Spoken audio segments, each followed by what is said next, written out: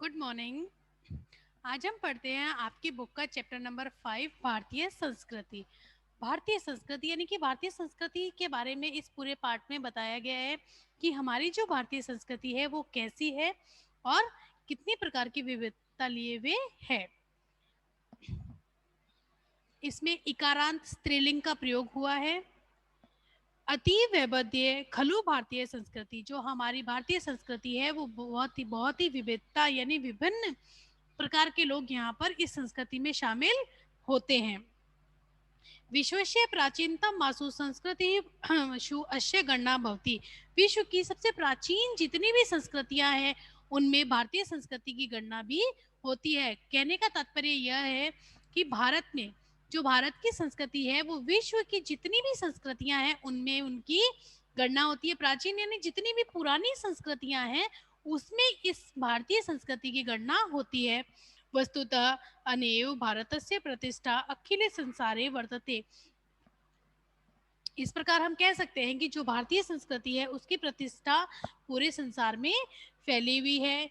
यथोक्तमति भारतस्य प्रतिष्ठितवे संस्कृत संस्कृति यथा वैदिक काले आर्यजने प्रतिवर्ता इह कालांतरे अनेक समुदाय संप्रदाय धर्मावलंबी परिवर्तता। कहने का तात्पर्य यह है कि हमारी जो भारतीय संस्कृति में है, भारतीय संस्कृति है, उसमें विभिन्न प्रकार के समुदाय, विभिन्न प्रकार के संप्रदाय और विभिन्न धर्मों को मानने वाले विभिन्न धर्मावली यानी कि विभिन्न धर्मों को अलग अलग धर्मों को विभिन्न यानी अलग अलग धर्मों को मानने वाले लोग रहते हैं।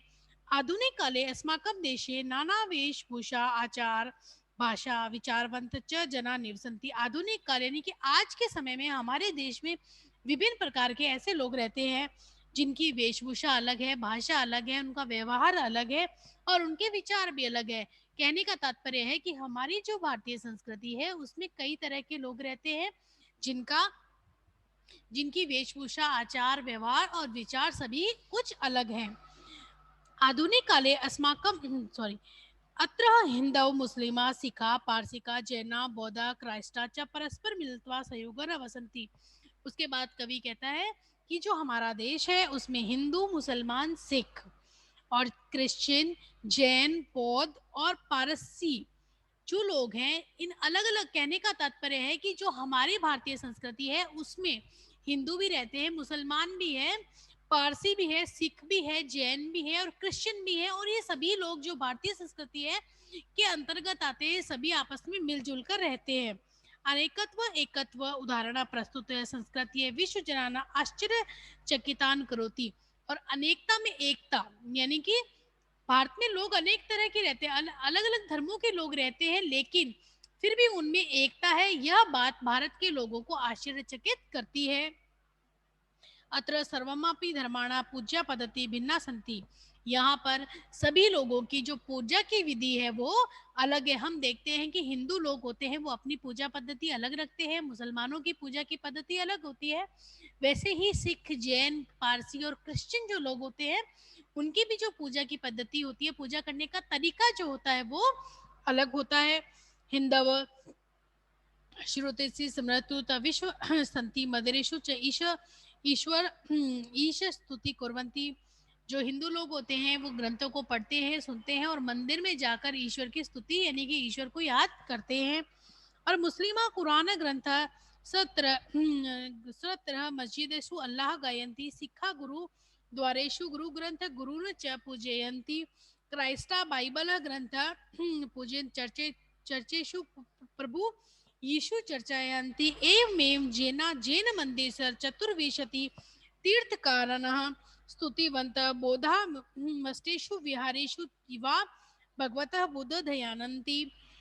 पारसिका अपि निज धर्मस्थलु प्रभु जरुस्तु स्मृति पूजयन्ति च। अब आगे बताया गया है कि जो हिंदू लोग हैं वो अपनी पूजा अर्चना करने के लिए मंदिर में जाते हैं और ईश्वर को याद करते हैं। उसी प्रकार जो मुसलमान लोग हैं, मुस्लिम हैं, वो कुरान को पढ़ते हैं और अल्लाह को याद करते हैं। सिख अपने गुरुद्वारे में जाकर गुरु ग्रंथ साहिब पढ़ते हैं। जैन जो लोग हैं वो चौमासा करते हैं, अर्थात कि 4 महीने का उनका अलग तीर्थ होता है, वो पढ़ते हैं। और जो क्रिश्चियन होते हैं वो बाइबल पढ़ते हैं और जो पारसी होते हैं वो क्या करते हैं, पारसी अपनी निज धर्म, और जो पारसी जो उनका खुद का निज का धर्म का जो स्थल है जरस्तु का, वहां जाकर अपने भगवान को याद करते हैं। इस प्रकार दिल्ली नगरे बाही धर्मावली कमल मंदिर अपनी दर्शन है। दिल्ली में जो कमल मंदिर है वो दर्शनों के लायक है। वहां पर लोग बाही धर्म के लोग वहां पर जाते हैं और धर्म उनका दर्शन करते हैं। तत्र भक्ता एकस्मिन सभागारे शांत्या तिष्ठन्ति इष्ट च ध्यानन्ति।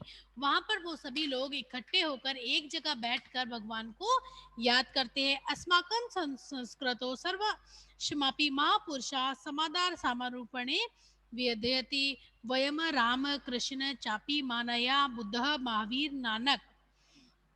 नानक मोहम्मद यीशु चापी। जो हमारे जो भारतीय संस्कृति है उसमें बहुत सारे ऐसे लोग हैं जिनकी जिनके जो नियम बनाए गए हैं उनके विचारों का ये समावेश किया गया है, सबका मिला जुला रूप है।